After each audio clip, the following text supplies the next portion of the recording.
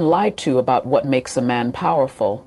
They told you it's money, status, muscle. But I'm here to expose the real secret, the one buried under centuries of shame, insecurity, and fragile male egos. This isn't about sex.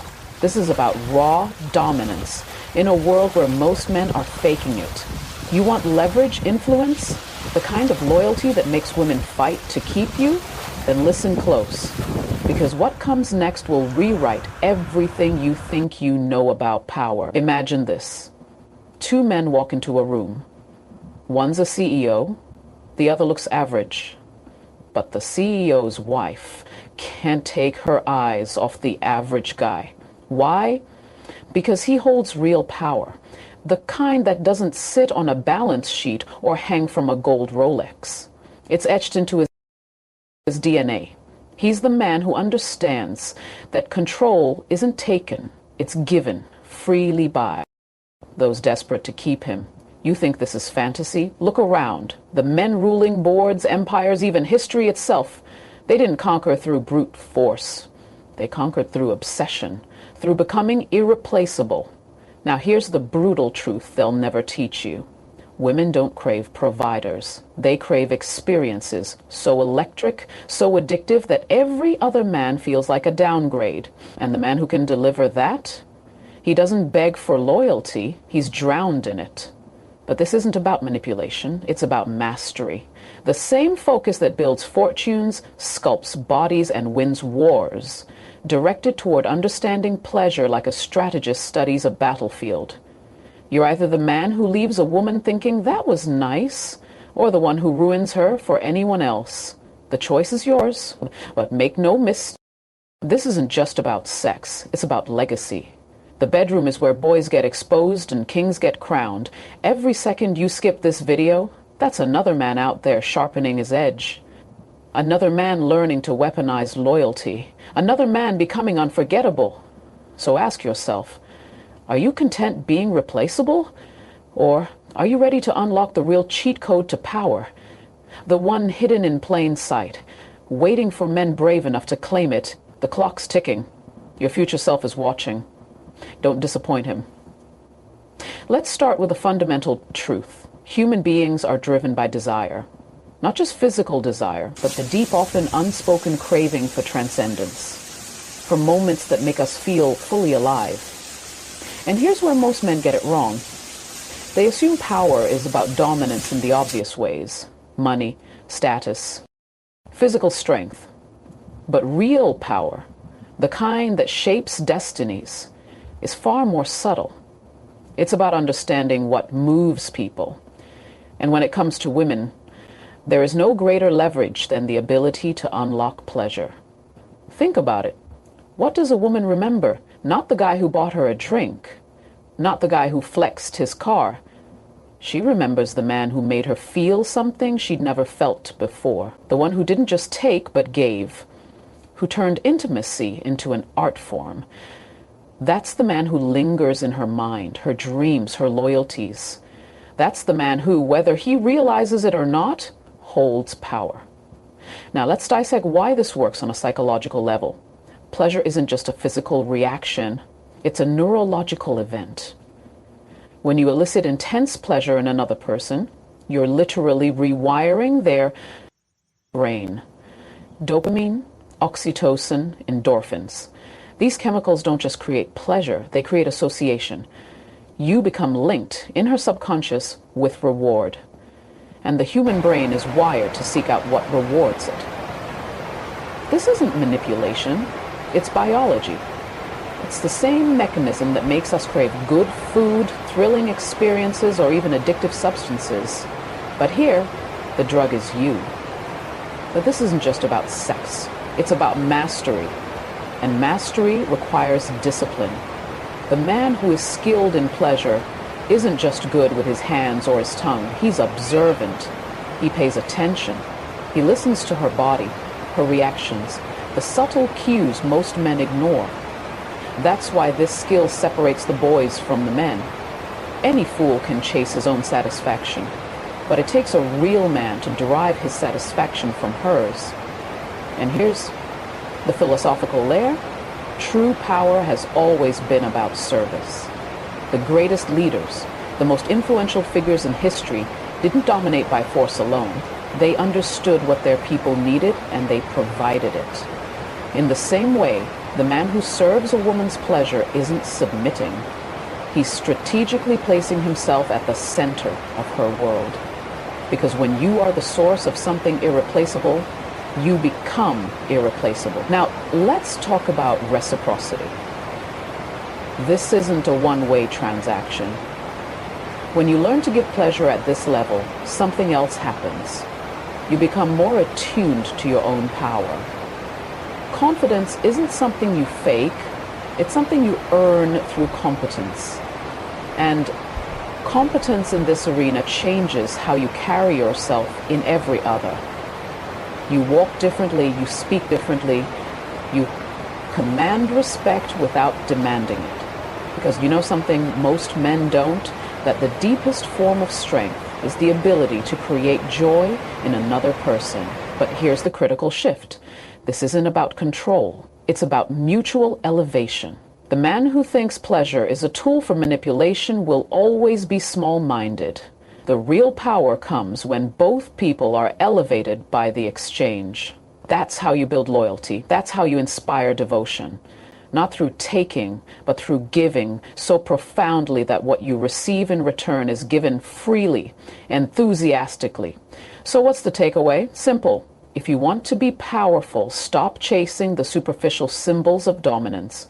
Master the art of pleasure, not just for her sake, but for yours. Because the man who can bring a woman to the heights of ecstasy isn't just a good lover. He's a man who understands the deepest truths of influence, connection, and human nature. Now, go practice with discipline, with intention, and watch how the world around you begins to change. There's a lie that's been sold to men for generations.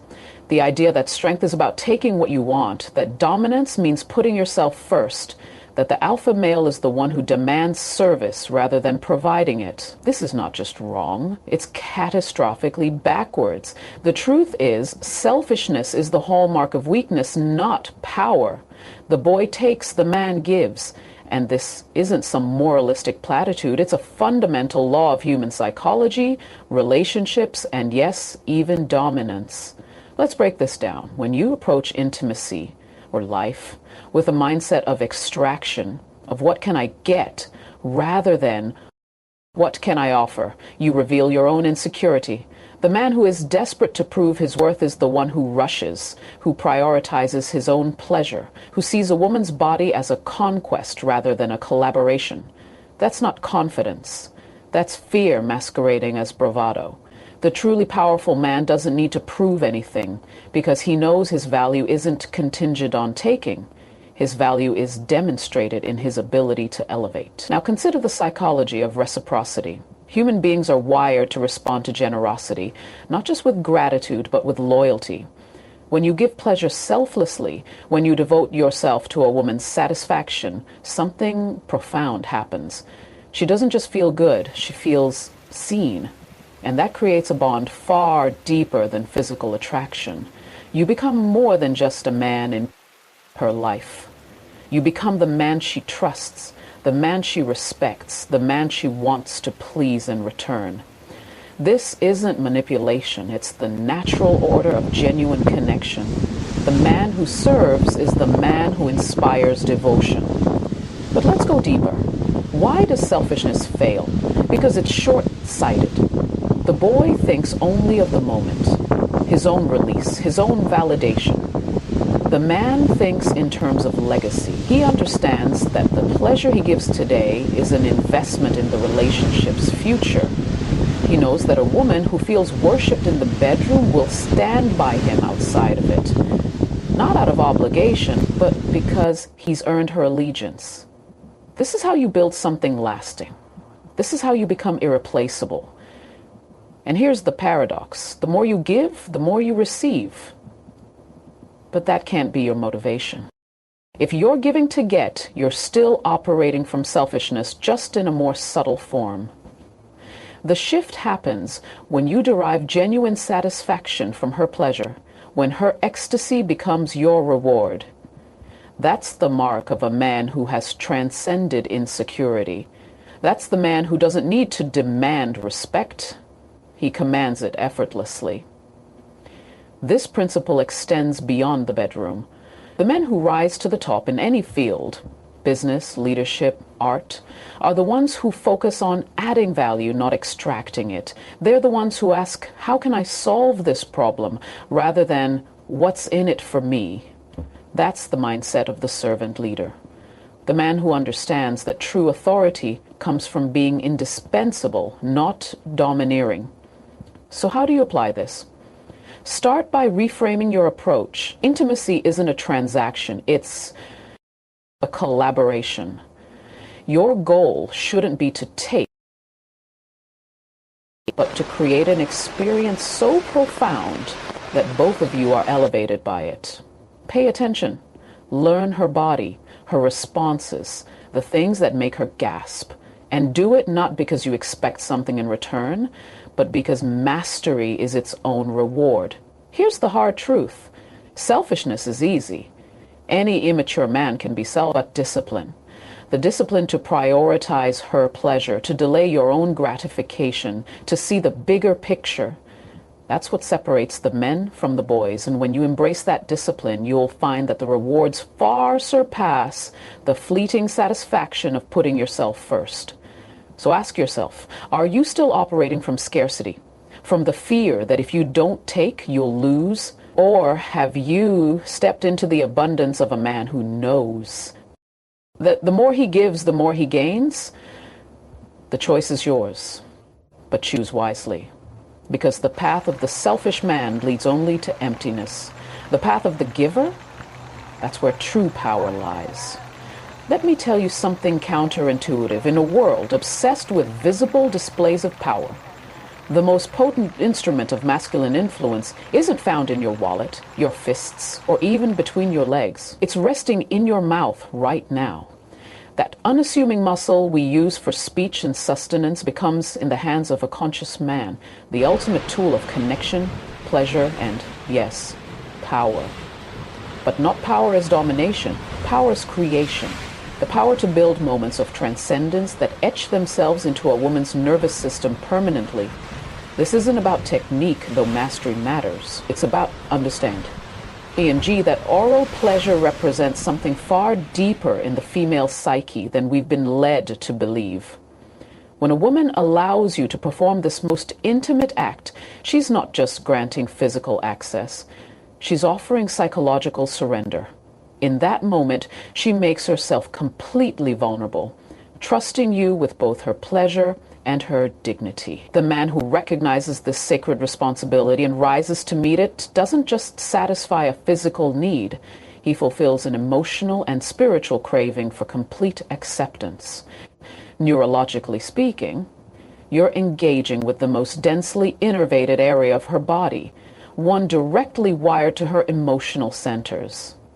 Unlike male pleasure, which tends to be localized and goal-oriented, female pleasure is expansive, whole body, and deeply connected to self. When you master this art, you're not just stimulating nerve endings, you're rewriting her relationship with her own sensuality. A woman who has experienced truly skillful oral connection walks differently through the world, shoulders back, head high, radiating a quiet confidence that satisfies a physical need. He fulfills an emotional and spiritual craving for complete acceptance. Neurologically speaking, you're engaging with the most densely innervated area of her body, one directly wired to her emotional centers. Unlike male pleasure, which tends to be localized and goal-oriented, female pleasure is expansive, whole body, and deeply connected to self. When you master this art, you're not just stimulating nerve endings, you're rewriting her relationship with her own sensuality. A woman who has experienced truly skillful oral connection walks differently through the world, shoulders back, head high, radiating a quiet confidence that comes from knowing she's been thoroughly known and desired. But here's where most men fail catastrophically. They approach this act with either clinical detachment or performative aggression, both of which miss the point entirely. The magic happens in the marriage of reverence and hunger, of worship and conquest. You must be both pilgrim at a sacred site and explorer charting undiscovered territory. This dichotomy, the ability to hold opposing energies in tension, is the hallmark of mature masculinity in all areas of life. The psychological effects on you as the giver are equally transformative. To excel in this arena requires qualities that bleed into every other aspect of your being.